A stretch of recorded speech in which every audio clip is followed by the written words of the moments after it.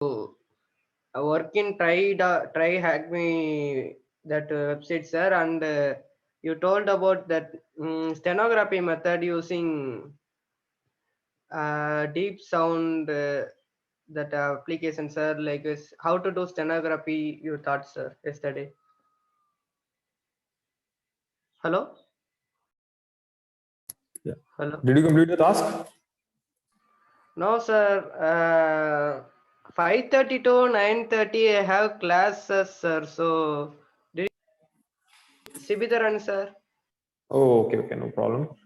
Uh, So you can do it on weekends, right? Uh, so today we're gonna start sniffing. Okay, or did we actually cover the sniffing earlier?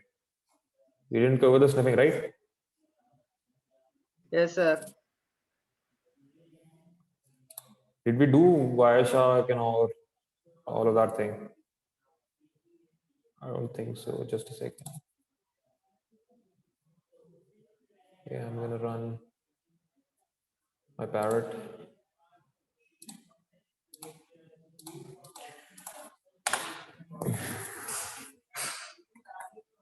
Okay, so just let me open this.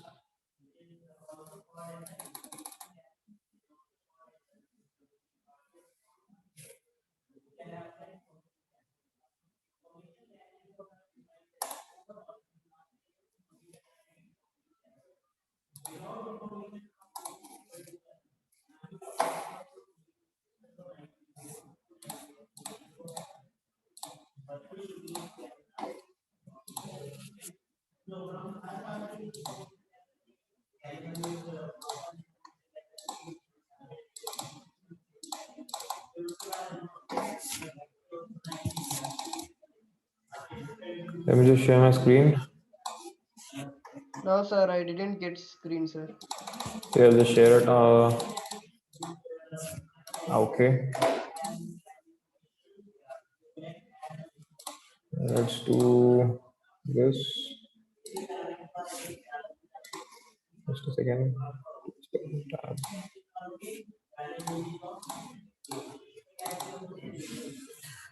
So today we're going to start a new module, which is sniffing.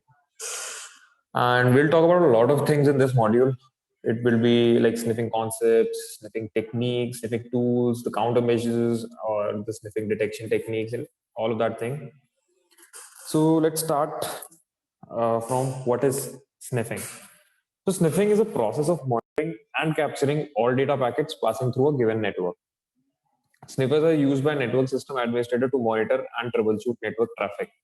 So as you know, you actually, if you like open your browser and you type google.com, and then the Google page pops up, right?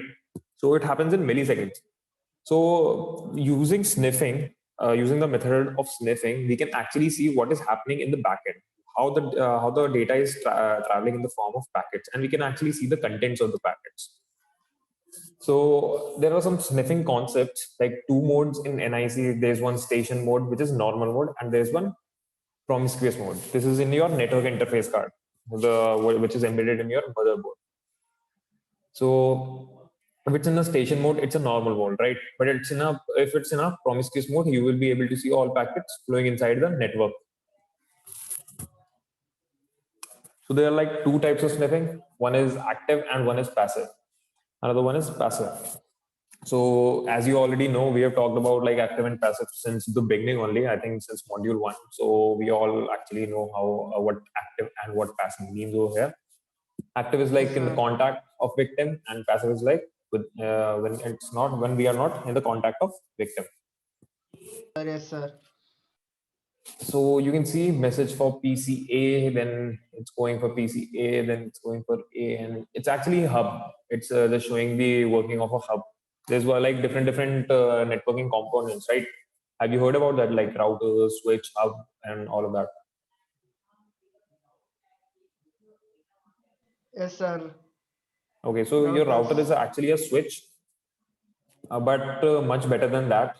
And it actually gives you, whenever you connect to that switch, it actually gives you a specific IP for specific systems. All right. But what happens in hub? hub actually broadcast all the data. It will actually broadcast. Let's say the message is only for the PC A, but when it will pass through the hub, it will broadcast all the data through PC A, through PC B, and through PC C. So hub is used for broadcasting the data. So following are the active sniffing techniques. There are like so many attacks we can perform in the sniffing module. In this sniffing module, we perform so many attacks. It includes like MAC flooding, DHCP attacks, DNS poisoning, spoofing attacks, ARP poisoning, and a lot of more than that.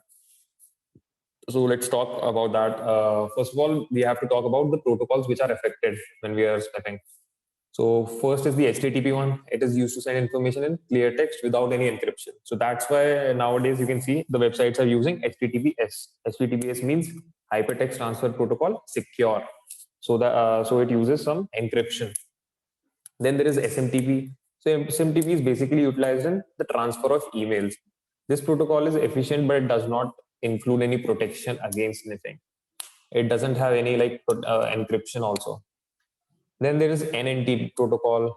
Then there is POP, FTP, which we already talked about, and IMAP. IMAP is a new one, Internet Message Access Protocol. IMAP is the same as SMTP.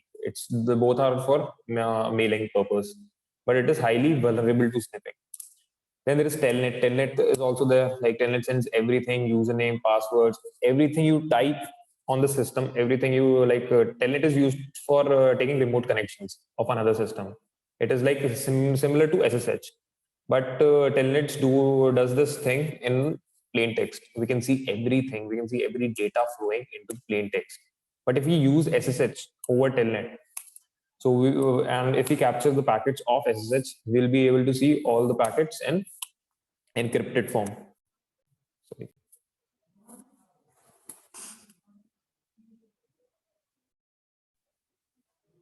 Hello, can you hear me? Hello. Yes, sir, I can hear you, sir. Okay, so what was the last part I was talking about? Telnet, sir. Okay, I thought I was muted. Yes, sir, I'm It's okay. hearing, sir. But, yes, sir. Okay. Then we'll talk about the span. Span is actually the port, that switch port analyzer. So what it does, like for port mirroring, is also known as span. Just a second.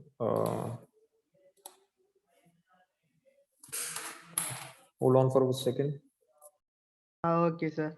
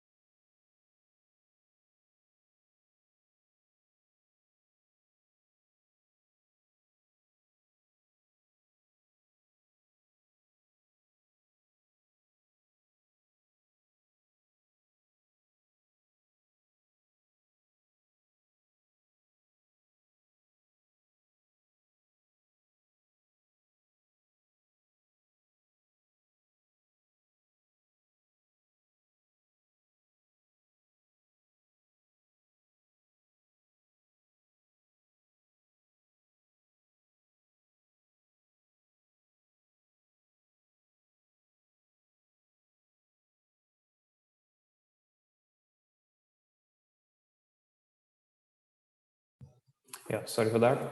So where were we? We were on span.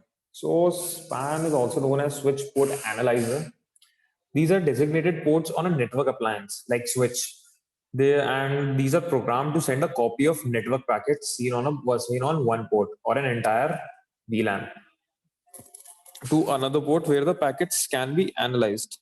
So as you can see through the image, what we are doing, we are actually just sending the copy of the packets to the administrator part. As you can see over here, when where the troubleshooting is being said, and you can see it says mirroring the port 4 to port 1 so that it can easily see all the packets.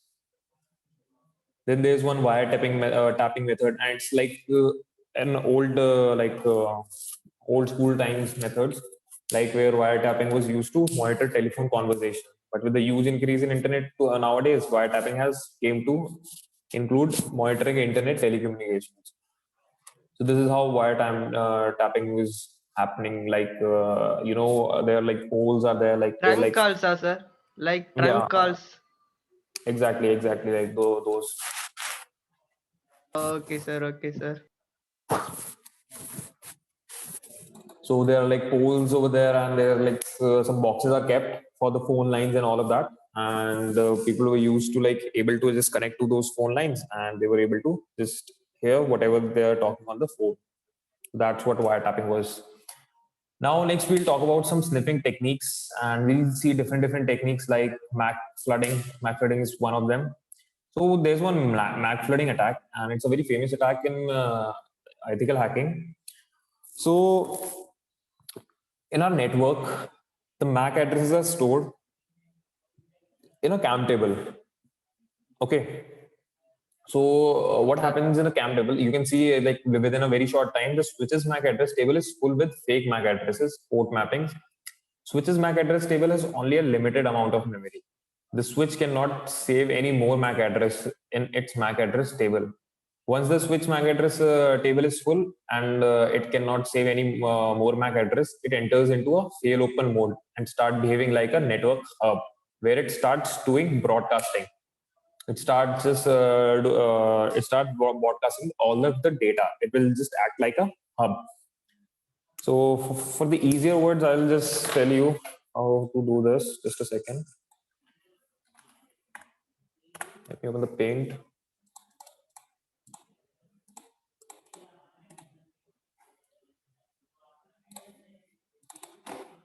So this is our CAM table in our router, you can say.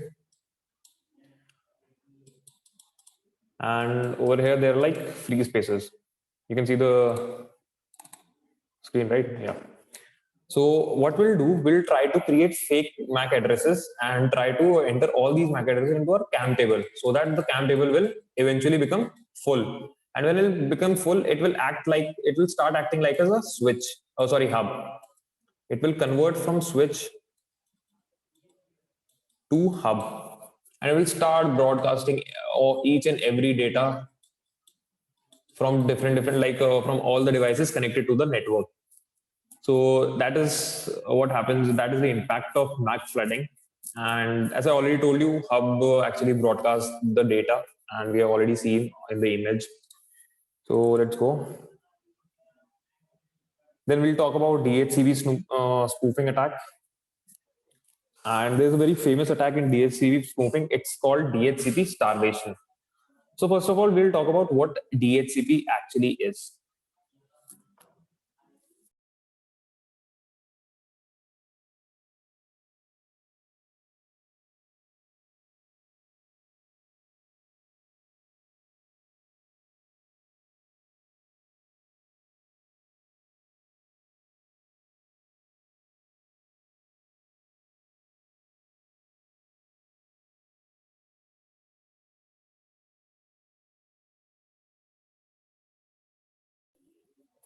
Okay, I was muted again.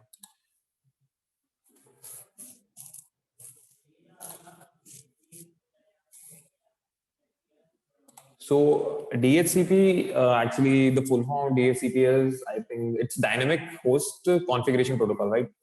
So what is the use of DHCP? DHCP actually provides an IP address for a device which is being connected to your network. So what happens in DHCP starvation? Just a second. So in DHCP starvation, an attacker connect to a network and request for a IP from DHCP server. Doing that until DHCP is down or starts misbehaving. Then attacker make fake DHCP server and give IP to a client system and give its own IP in gateway address so that packet go through his system. So for explaining that part, I'll just show you in the paint.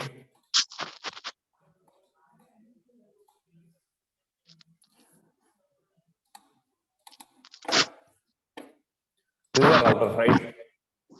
This one devices, and there are like multiple devices connected to the router. Now, actually, we want to connect our device to the router.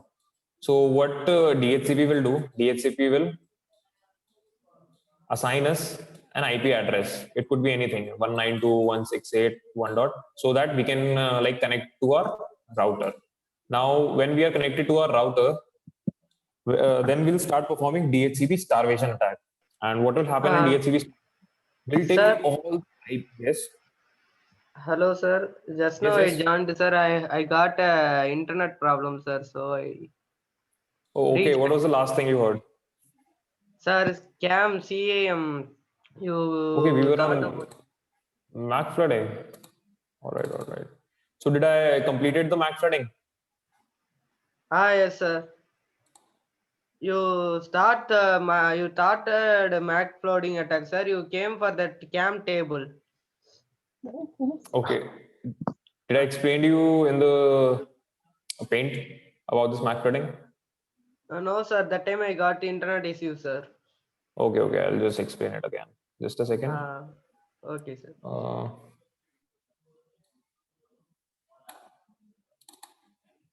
Let me go on to this.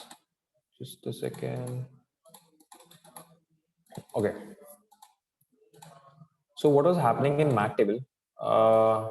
There's a router. Okay, we can call it switch for now. So there's a CAM table. As we all know, in our router, there is a CAM table and it stores all the MAC addresses. So what we'll do in MAC flooding, we'll actually start giving all the fake MAC addresses to the router, to the switch, so that it will start filling all our CAM table and fill until it's full. And after that, it will start misbehaving. The switch will start misbehaving and it will act like a hub. When the CAM table is full, the switch will start to act like a hub.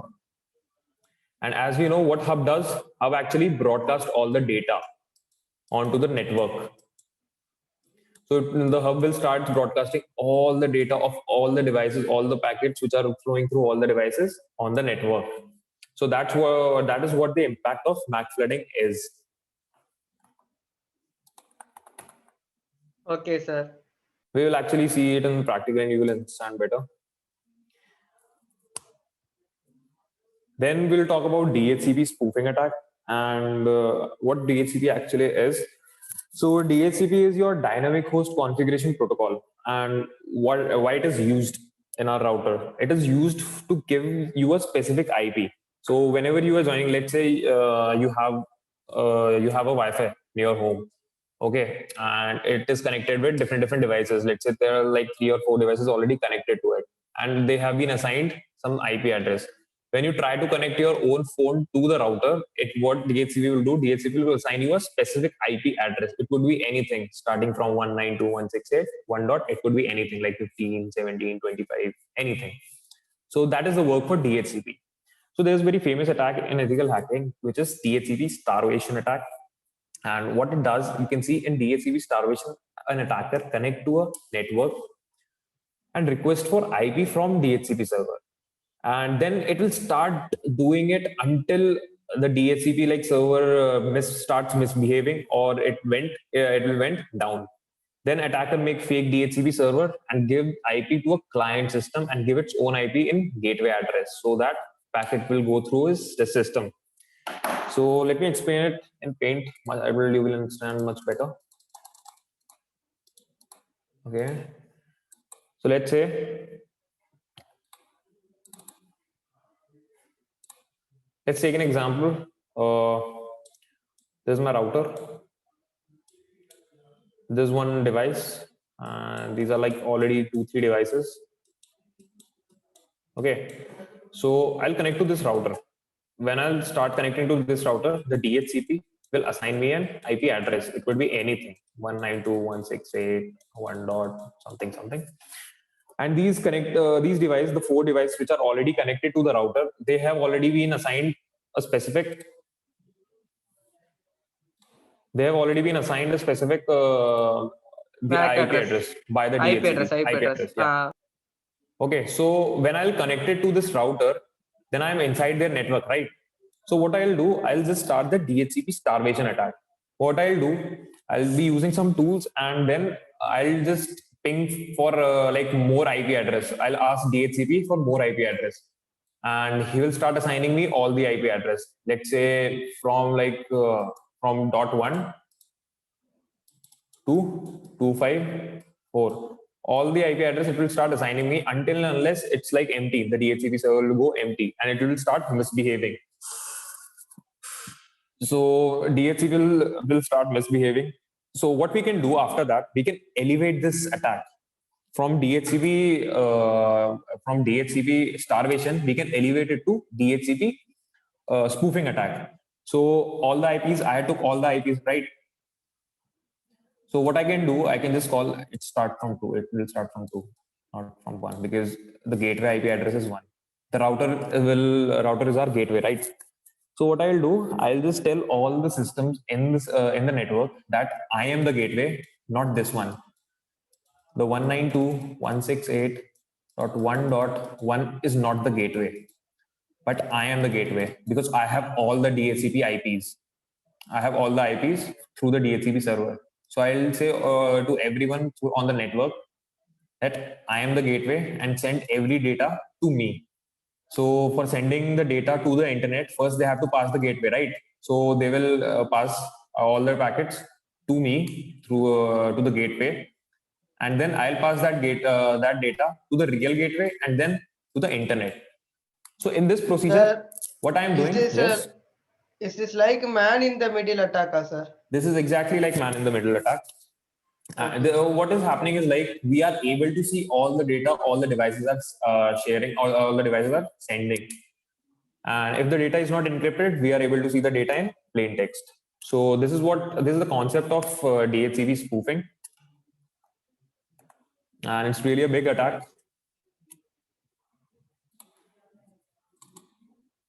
So there's a tool called Yersinia. We can use that for DHCP spoofing.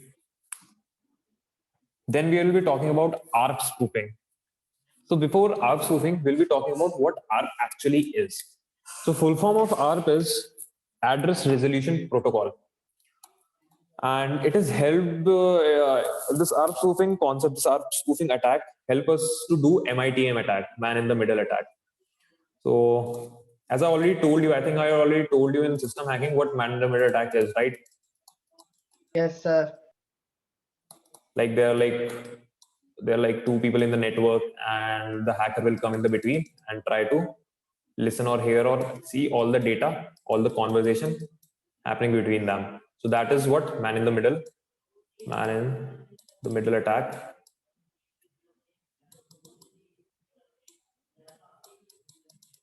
is. All right. So just a second. So let me explain you what ARP basically is. Already told you ARP is your address resolution protocol. But what is the use of this? ARP actually maps your MAC address to your IP address. All right. What it will do, it will like when you'll join a network, when you will join a switch, or when you will join your router, you will connect to your router. What it will do, the ARP will actually tell this IP address 192.168.1. Let's say 19 is binded to this MAC address. It could be anything, 0A, 4B, 3E. It could be any MAC address. So ARP is, the use of ARP is this much only, that it binds your IP address to the MAC address, so that in the network, let's say there's a network,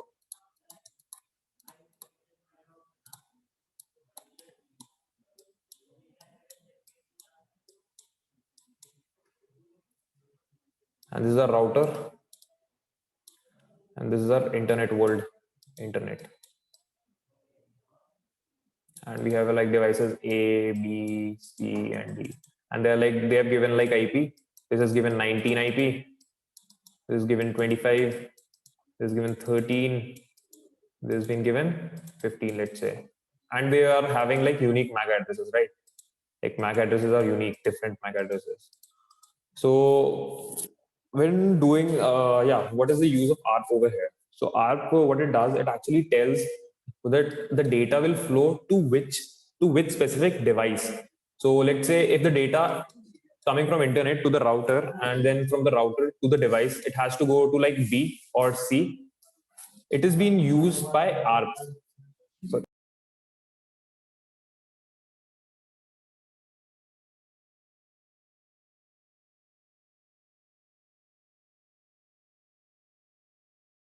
Hello, sir.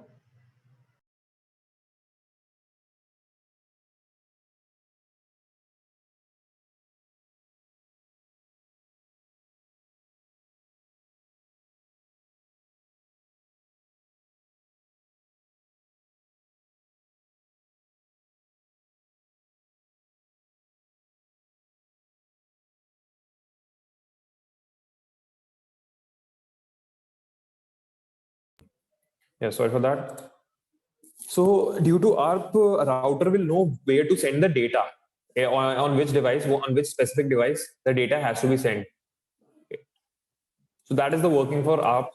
And let me just share my screen to the notes again. As you can see, there's a like a typical network. There's an access point. There's like victim and the resources, the internet. And just a second. This is the spoofing part, but let me show you the working for ARP.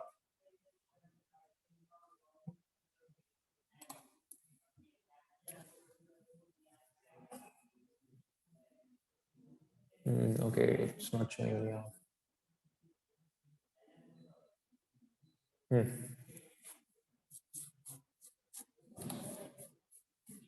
You cannot hear me? Hello? I can hear you, sir. Okay. So let me show you the how our spoofing does happen. So let's say this is our network, right? And there's our victim device. We have to listen all the conversation happening to the victim device, and this is our device. We are connected to a network. We are connected to a router. So as you know, like let's say the victim has opened a website, the HTTP, any website, let's say google.com. Okay, so he will send the data to what? To router, and then router will send to the internet, and the response will come to the router, and the router will send to that device, that specific device. But we are not getting anything, right? And we have to listen to what all conversation is happening between the router and the device. So what we'll do, we'll perform a MITM attack using ARP spoofing. So what we'll do ARP spoofing, where we'll try to spoof our MAC address. We'll say that the MAC address of this, let's say, router is XYZ. We'll spoof this MAC address to our MAC address XYZ, and we'll say to every device in the network that I am the gateway, I am the router, send all the data to me. So what will happen? This device will start sending all the data to me, and then I'll send this data to router, and from router to internet, and the response response will get from the internet to the router, and from the router to me, and from my side I'll send the response. I'll throw back the response to the victim. So what is happening in this? I am actually getting all the information. I'm actually capturing all the packets. I can see all the packets, or I can see all the data which is being sent over to the internet. So this is the use of ARP spoofing. Okay, sir.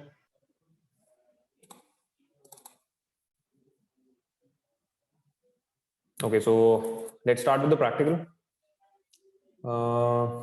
First, what we'll do the MAC flooding part first. Let me open my Parrot. You can do it in Kali, whatever you like.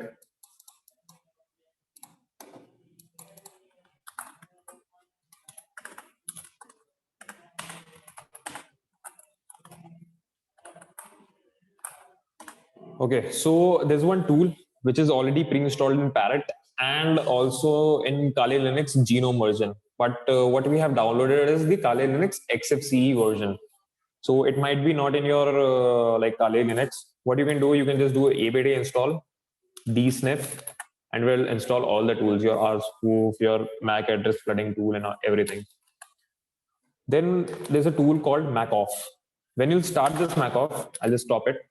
You can see it started creating the different fake MAC address and starts putting it on to the router so that the CAM table will fill itself and will act like a hub.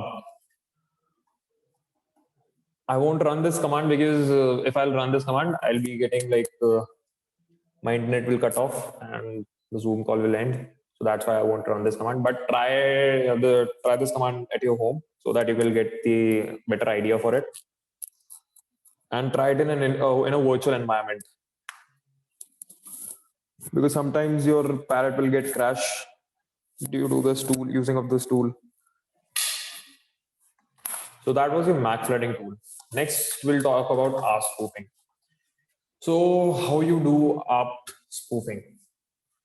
Like there's a command, or I have already given the notes. You can use those commands, but I'll tell you how to do it. Just a second. Okay, before that, we'll just see the. Did I give you the introduction for Wireshark last time? What Wireshark actually is? Sir, Wireshark. Yeah, did I told you what Wireshark was? No, sir, no.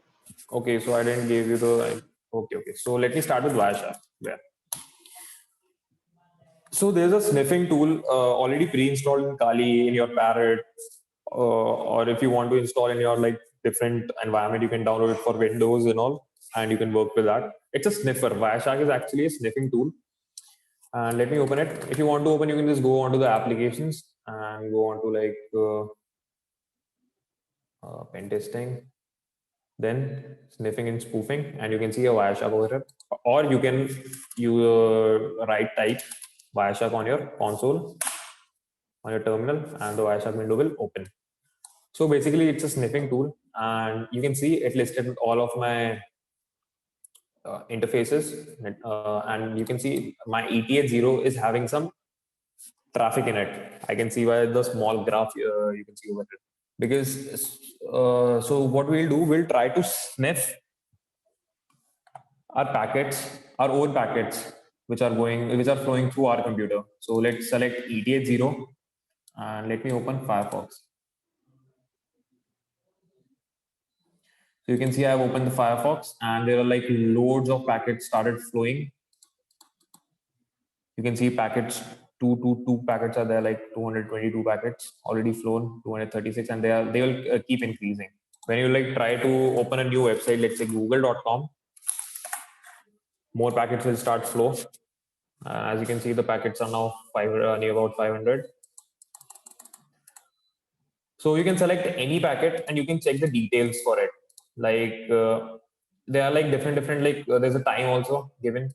First the number of the packets, then the time is given, how much time it took, then the source, or like what the source IP is actually, from where the packet is generating.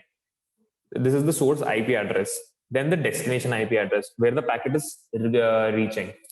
So this is the source IP address. You can see it's 1554, and this is the destination IP address. And you can even see the protocols it's working on. One is some of them are working on HTTP, some of them are working on TCP, some DNS, SSDP, and a lot of protocols are given. Then there's length, the packet length. What is the size of the packet? And then the information. We will like select any of the packets. Let's say I selected this. You can see the contents. These are the contents in it. The packets are, these are the contents. But we are not able to read it, right? Because this is not in the plain text. This is in the encryption form. And this is the security which is being provided by them, so that we cannot, anyone sniffing the network cannot read read the data in it. We have like different options over here. You can see like frames. In frames, it will tell you how much time it took for the packet to go, how much time it took for the packet to create, and all of that kind of stuff. And there's one Ethernet, and in Ethernet, it will tell you the destination MAC address, the source MAC address. Then in Internet Protocol 4, you can see like different like destination IP address, your source IP address, the time to live, different flags you can see. This has no flag. And then there's a transmission control protocol at last, and it will tell you what is the port. The source port is 443. 443 is used for HTTPS. And so now if we know that this port is 443, it is running on HTTPS, right? And HTTPS is secure. It is using encryption. So that's why we cannot see the packet. We cannot see the data in the packet. Then the destination port is the 60072. It's coming back to our the system. And then you can see the flags. This is the acknowledgement flag. Okay, so I think you remember I have told you about like how TCP works. First, TCP creates connection, and then it starts sharing resources, right?